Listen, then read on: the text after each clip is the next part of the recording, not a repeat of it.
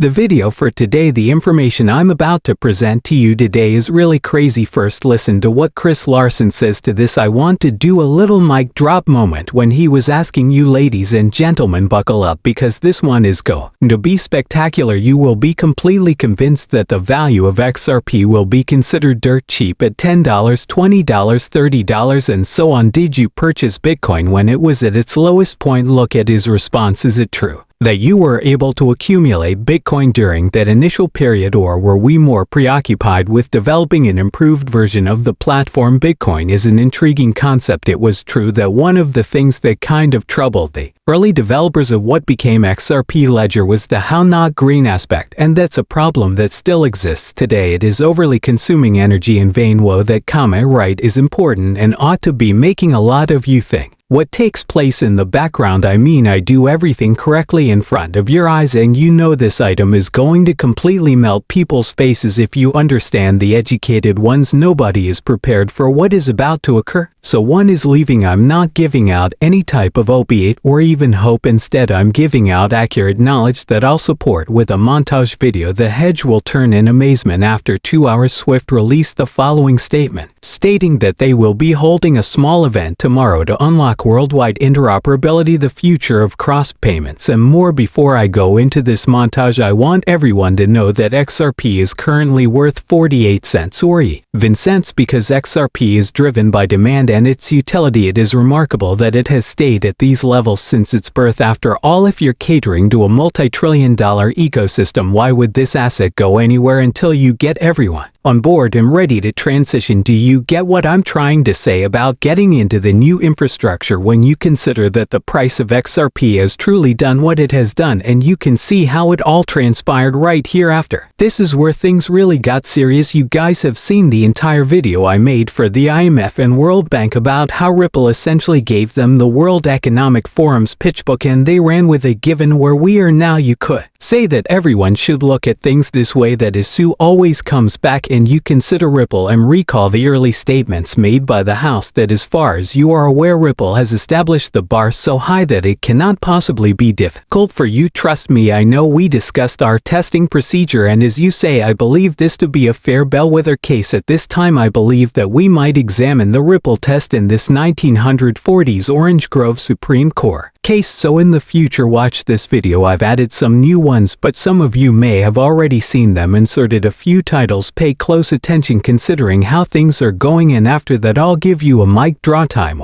Chris Larsen states that he only serves as the cherry on top, but just while paying close attention, look at the screen. There is some writing here which is quite impressive. In summary, our proposal is fairly straightforward. There should be an independent enterprise that can now function as a quasi-governmental organization. Strict regulations and the government can play a part in this, but as someone who has worked in government, I am aware of how challenging this can be to carry out technical innovation in practice. As a government representative who was unable to create a medical website, I eventually turned to the commercial sector for assistance. After 3 failed attempts, completed. Something needs to be constructed. The private sector must be involved in the construction process if it is to be completed on schedule and within budget, but that organization would create those standard norms potential for the whole current financial ecosystem, something that will serve as the foundation of trust upon which a lot of other things are created. This foundation will be programmable for banks, payment processors, and other standard protocols. Ripple is attempting to function as a payment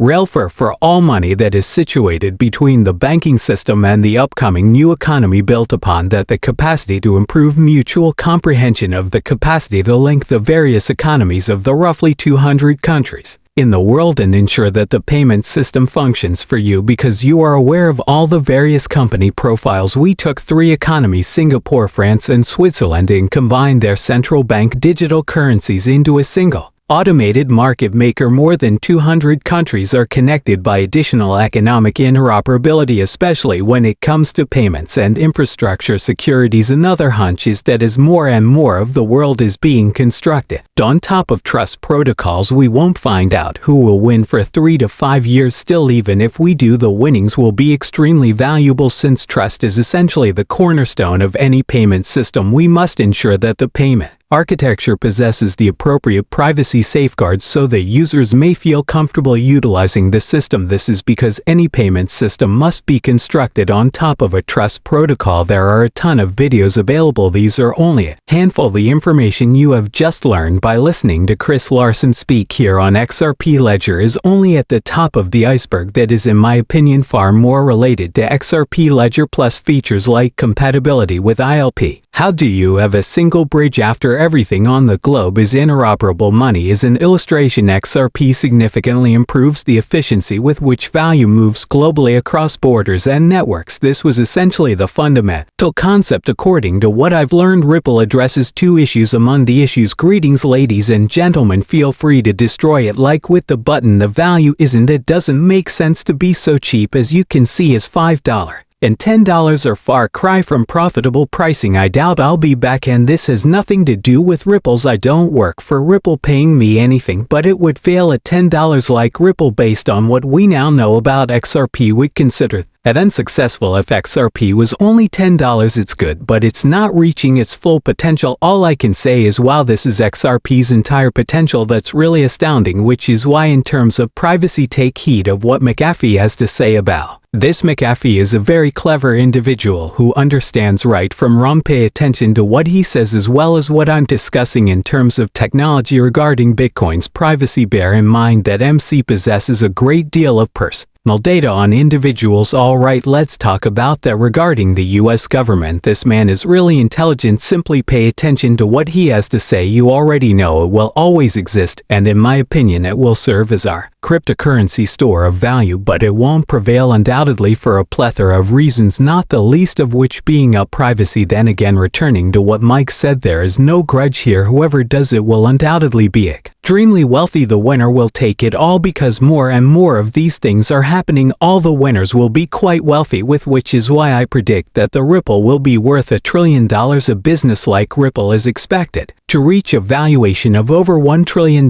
This is going to be quite significant. Essentially, we have the Amazon. All of the early Tesla apples are being arranged just in front of our site, and you people are out there being distracted by, not by you people, but by the average person, you know, being sidetracked by Salah and a girl telling Huck to do that kind of thing is awful. What a disgusting society we live in. That girl is now listening to podcasts talking about her preferences. Oh my goodness, it's a terrifying world to be a part of. No, to live in. Please share your thoughts with me in the section below. But dang it, with that said, gentlemen and women, please share your thoughts with me. Share your thoughts in the section below. Mikey is aware of this, which explains why he is currently on camera suckling Brad. Geez, you know what, I wasn't sure XRP would last because Ripple, the company, owns 60% of them now, but only 50% or so. I thought that didn't seem like a viable idea, but I was proven completely wrong. Bravo, Brad, you've met an institution in Garlinghouse and his group Ripple. They care. The XRP army is genuine regarding their ecosystem around their corner, and you know, well, it has a use case, but it's the same as Bitcoin's use case. It's just another location for people that want to keep wealth, and a lot of them will be in the same situation. For the love of God, those who had doubts about XRP,